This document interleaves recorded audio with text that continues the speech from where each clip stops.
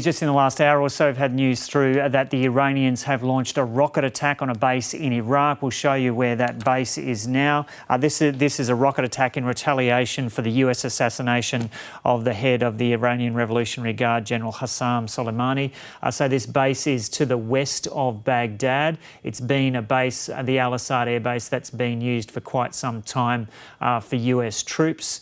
Word is that there were tens of rockets fired on that base from Iran. You can see it's a fair way over the border from Iran. No reports of casualties at this stage. We've been told the US President Donald Trump is being briefed and is also informing other senior politicians across the political spectrum of what's going on. We've got our US correspondent David Lipson joining us now. David, what can you tell us?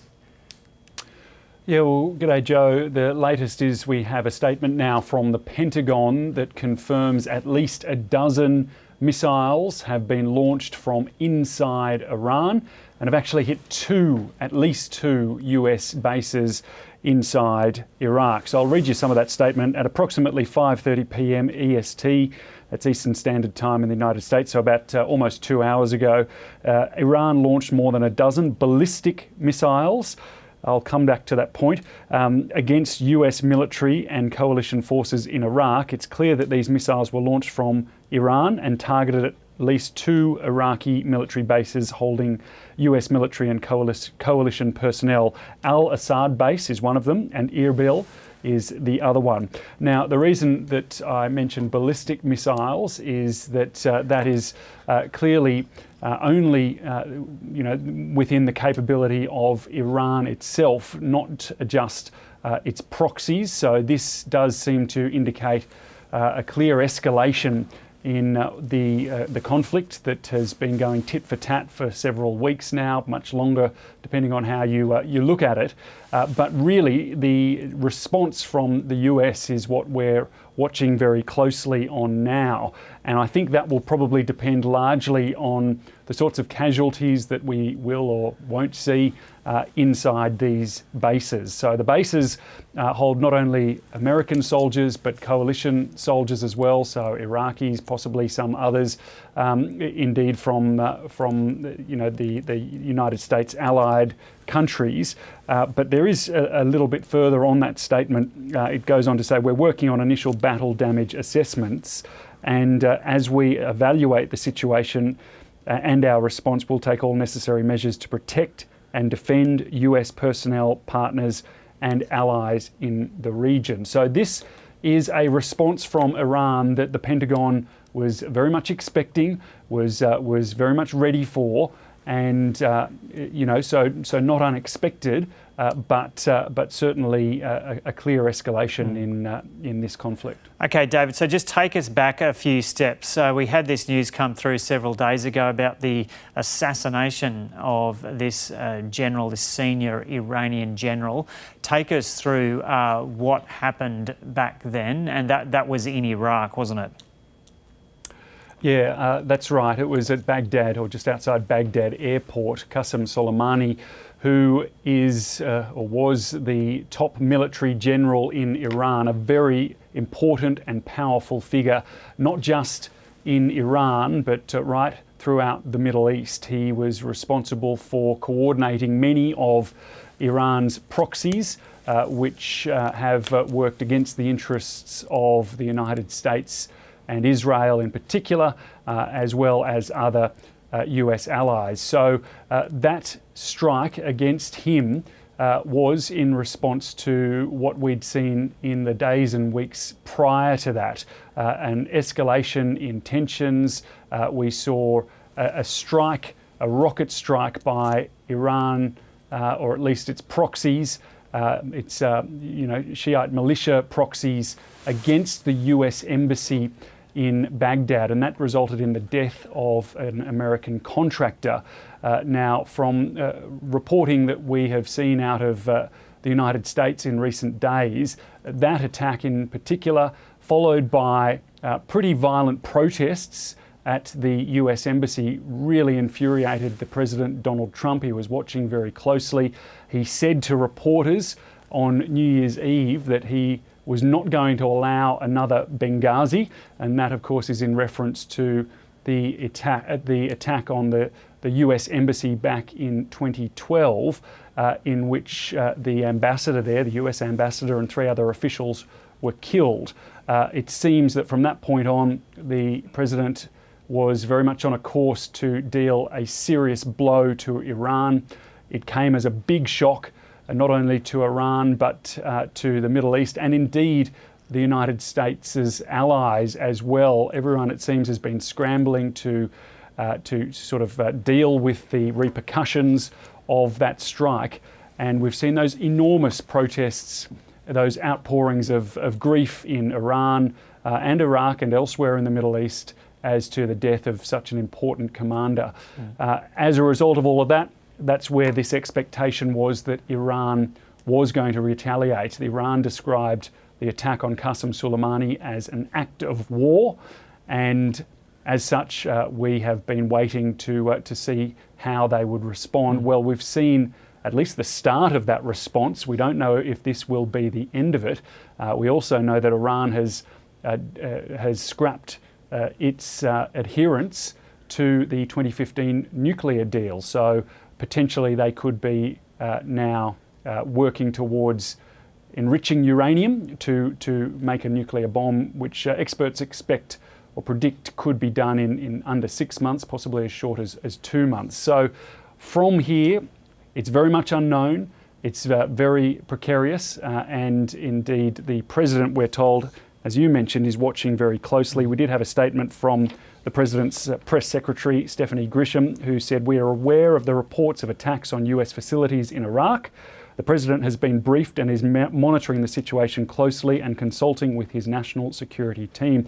And by the way, there was also a statement that was released by Iran's officials saying, "We warn all allied countries of the US that if attacks are launched from bases in their countries on Iran, they will be the target of military retaliation." So, as I understand it, if there are countries like Iraq, for example, that are hosting the United States, they have to give permission for the United States to retaliate from there. So that is a clear warning from Iran to those nations that not just Iraq, also Saudi Arabia and no doubt Israel and others as well, that if they get involved, if they allow the United States to retaliate, well, they could become targets too. And David, apart from those recent skirmishes you mentioned between Iran and the US, what's Donald Trump's characterisation overall of General Qasem Soleimani? Well, today he described him as a monster. And he has, over the last few days and weeks, or certainly the last few days, he has pointed to him as being someone who is not only, was not only working against the United States, but was actively responsible for the deaths of tens or hundreds of Americans over the past few decades. So he has certainly tried to paint this man as a monster. And not many people would disagree with him in that assessment, that he has certainly been responsible for the deaths of Americans. The question really is, why now? Why did the President of the United States choose this moment to actually strike out in such a dramatic way? Because the sort of work that Qasem Soleimani had been doing, he'd been doing for a long time. Remember that George W. Bush and Barack Obama were both presented with opportunities to take him out, and they didn't want to do it. They passed that opportunity up, or those opportunities up, because they feared the repercussions and the risks from taking such a dramatic course of action. Well, Donald Trump is not someone, it seems, who was, I don't want to say he wasn't concerned about those risks. Clearly he was, but clearly his urgings, his pressing need, and probably the advice he received to take action like that overrode such concerns. And David, you mentioned that Iran has put out this statement saying if attacks are launched from the soil of other countries by the US, those other countries can expect retaliatory attacks by Iran. What are the details that have emerged about the assassination of General Soleimani. Has it been revealed that it was a drone that took off from an Iraqi airfield that fired the missile that killed Soleimani and others? Or what details have become known about that operation?